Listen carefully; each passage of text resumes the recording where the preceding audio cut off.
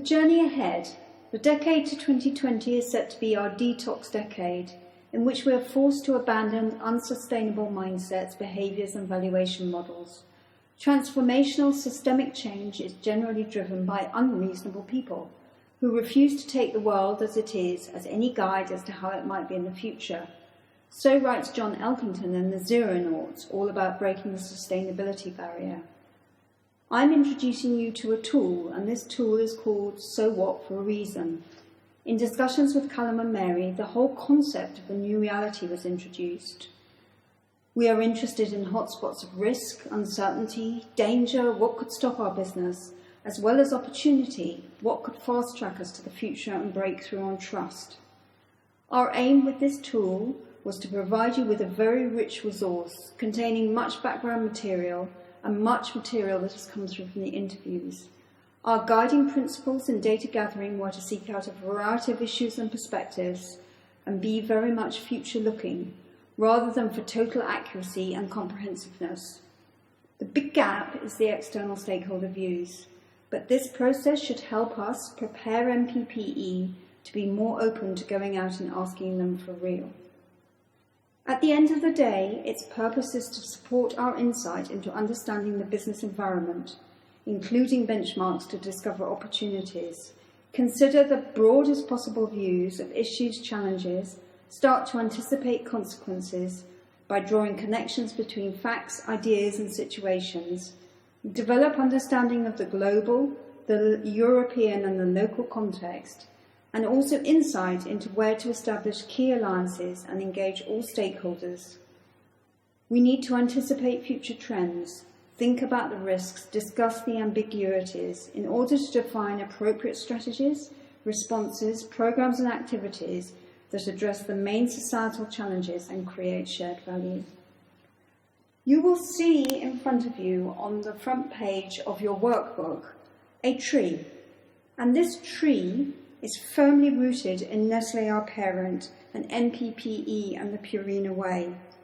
In the trunk of the tree, we show you some of the activities that are going on at the moment, and the leaves of the tree are showing 3 sustainability megatrends: declining resources, radical transparency, and increasing expectations. And it is those individually and those collectively which are driving the winds of change. And those are the winds of change in which there is both risk and opportunity to achieve the ambition, which is to be the market leader, be the most trusted pet food company. The winds of change are called out and informed by both the sustainability work and also by the interviews we carried out. And so now we move on to starting by considering actually what's in the roots of the tree.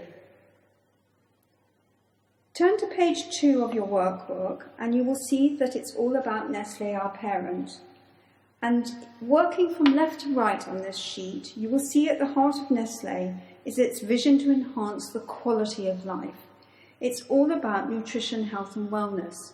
And as we move down that left-hand column, you can see where Nestlé has mapped its material issues, and they are regularly refreshed and updated. And it has also taken this out to stakeholder perceptions from key opinion leaders. As we move across, you will see how they are trying at the moment to look forward to the future and do programs like Beyond the Label. And finally, on the top right-hand corner and relevant to our So What questions are the Nestlé sustainability commitments towards 2020. Therefore, questions we would suggest we ask: what are the biggest strategic gaps between our parent CSV focus and where ours needs to be? How can MPPE best leverage their CSV work to enhance your overall agenda? How can you leverage the science as well as the NHW positioning of Nestlé? How can MPPE become a more above the radar? How are Nestlé addressing the issues which matter to MPPE and vice versa? Moving on to page 3, we're talking about Nestlé Purina Pet Care and the Purina Way. And we revisit some of the material issues that were carried out and identified in the early work on materiality: pet welfare, pet obesity, responsible sourcing and waste, to name a few. You will see how these have informed the European Sustainability and CSV strategy, and the work which I know a number of you are already actioning. We then move on to the indicators from the Global Reporting Initiative, where MPP UK are shadow reporting against GRI. And finally, in the top right-hand corner, you will see the Purina Way. And seeing this information leads us to a number of questions. What are the biggest material issues to focus on in the next 10 years? Who do we need to become to empower our consumers to create the future they want? Are you measuring and reporting on the things that matter? How can MPPE leverage the Purina Way to create value beyond profit? Now moving on to valuing the resources not on your balance sheet. You will see 10 resources which don't appear on balance sheets as names in themselves, but which will actively affect what those figures might be. They range from climatic stability and health to well-being to land, phosphorus and fertile soil. Some of these resources have been estimated as having a real potential cost for a business. For example, if we look at the land, phosphorus and fertile soil, you'll see the estimate for lost wheat yields from soil erosion costing an estimated 3.5 billion euros. Similarly, there are ways to create value. For instance, a study has found that apprenticeships can generate a return on investment of 40-1. So what are the key questions? What are the resources and capitals which MPPE relies on to create value? How can the extraction of raw materials and production of your products build soil and revitalise ecosystems? Could they revitalise local communities? How can we link that to the production and consumption side? Resources towards 2050. You will see this is a sheet which may be very familiar to some of you. MPPE is a business built on byproducts. However, as global trends take shape, will these resources remain sustainable, environmentally, socially, and economically? Will fish stocks be sufficient for pet food in 2050? Will global droughts and soil erosion continue to force the price of wheat up? At the right-hand corner of this sheet, we start to consider what other resources does our business depend on. And from this, we can derive a number of so what questions. How do we ensure sustainable supply of our highest priority ingredients and raw materials? What else in our products do we need to track? What if our manufacturing or service delivery processes were net zero consumers of energy and water and had an overall net positive impact? And as the price of raw materials goes up, scarcity increases, how do we decide cost versus price? Turning to page 6, this looks at social trends informing human-pet relationships, and you will see down the left-hand column a number of well-documented trends. We're getting older, we're moving to cities, we're staying at home longer, and increasingly living in smaller households. Meanwhile, inequality is growing. Earlier this year, there were over 5 million young people under 25 unemployed in the EU. And if you move across the page, you can see these trends are influencing relationships with pets. Smaller pets, different pets, and perhaps most importantly, without positive role models, and combine that with the economic crisis, people may not continue to own pets. The right-hand corner calls out a couple of internal questions and comments around these issues. So how will this changing social fabric affect the number, type, size of pets and people who love them? What are the highest impact things MPPE can do to ensure a more just and equitable future for all the societies you work in? How can you partner to radically increase employment and training of youth across your markets? Moving on to page 7, which is technology. There are so many technologies we could have put in here, but broadly you will see that the top of the page is about technologies which change how you make your products, and potentially improvements in agriculture, packaging and materials. At the bottom of the page are technologies which are changing the way we connect and behave. And linking all of these technologies is their universal transparency. For example, on the internet, people can really find out almost anything. And while improvements in DNA mapping will enable people to map where their foods come from. So what are the other technological trends you need to consider? How do these technological trends affect pets and the people who love them? How can MPPE move towards a cradle-to-cradle approach? Let's now move on to page 8, which discusses the political, economic, social and legal trends. And what we found very clearly from the interviews is that whilst Europe is a whole region, there are similarities across markets to call out potentially 3 sub-regions. Western Europe, where attention to cost of raw materials, carbon and transport come through. Southern Europe, unemployment, economic crisis. Can people afford pets? And sustainability means something entirely different. And Eastern Europe, droughts, security of resources, and the geopolitical pressures. How does that affect how we do business? And this leads to the key question: how do the European, regional, and market future trends impact upon MPPE and how it will be able to do business? Turning to page 9 and going across the top of the tree, we're now looking at trust and transparency. And this is a topic I know is important to MPPE and where you have done a lot of work. We therefore begin with the work from Edelman, which clearly calls out the move from license to operate to license to lead. And the middle column shows some of the key channels which might influence trust. The third column gives a couple of examples about how other companies are approaching trust. And what we say is the world has moved from a trust me, tell me and show me culture to an involve me culture. At the heart of understanding trust, it's about identifying and understanding who your stakeholders are and what matters most to them. As Edelman says, the engagement behaviours your stakeholders want to see include listening to customer needs and feedback, treating employees well, placing customers ahead of profit, and communicating frequently and honestly, to which we would simply add, what are we waiting for? We wanted to include consumption trends, thinking about how consumption is changing and attitudes are changing towards 2050. Obviously, you have your existing segmentation, and that has been refreshed.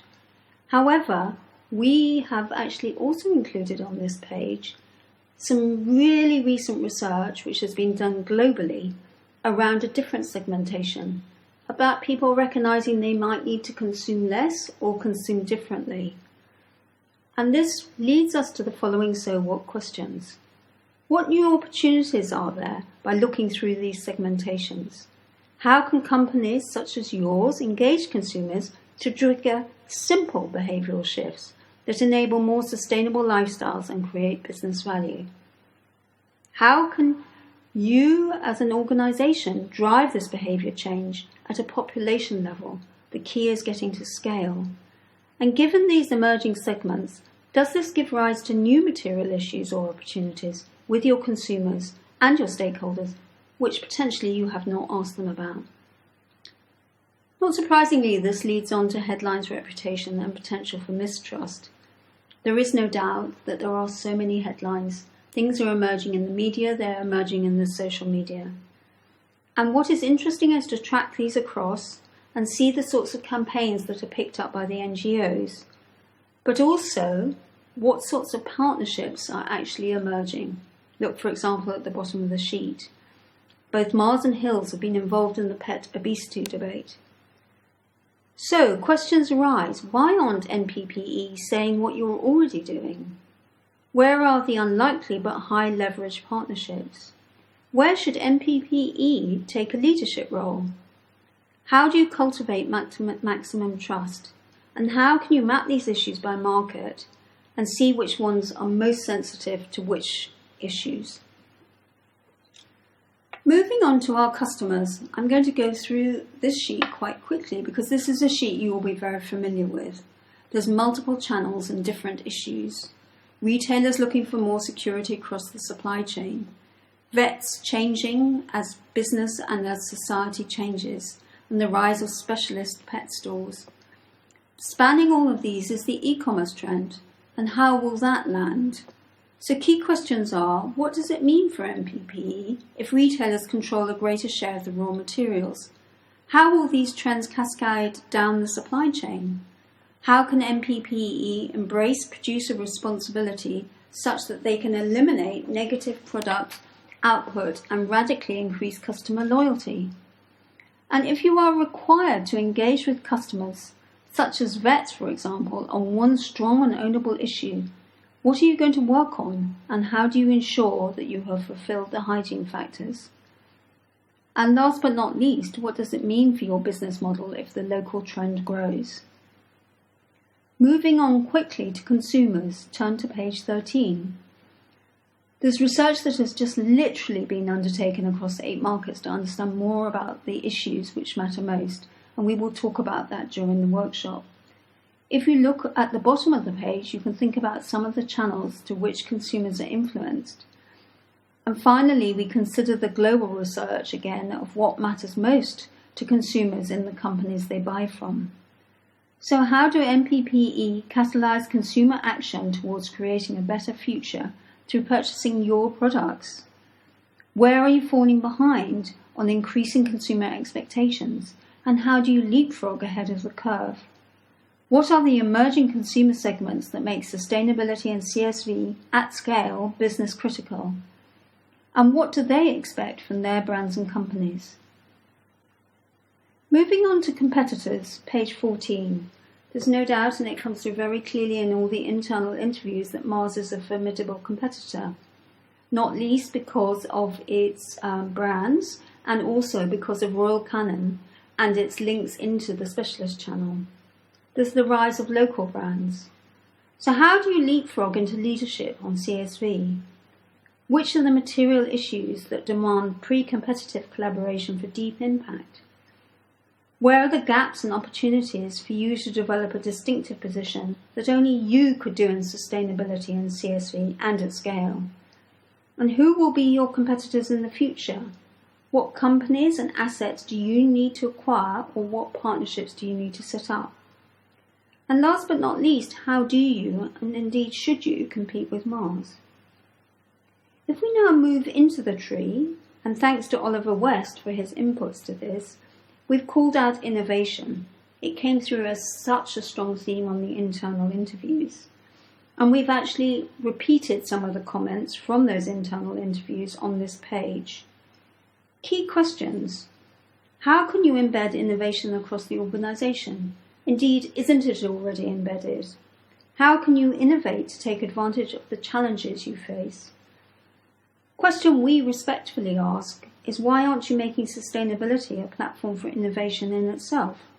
And indeed, what are the activities outside perhaps the formal R&I process that are going on that could be called out as innovation around sustainability?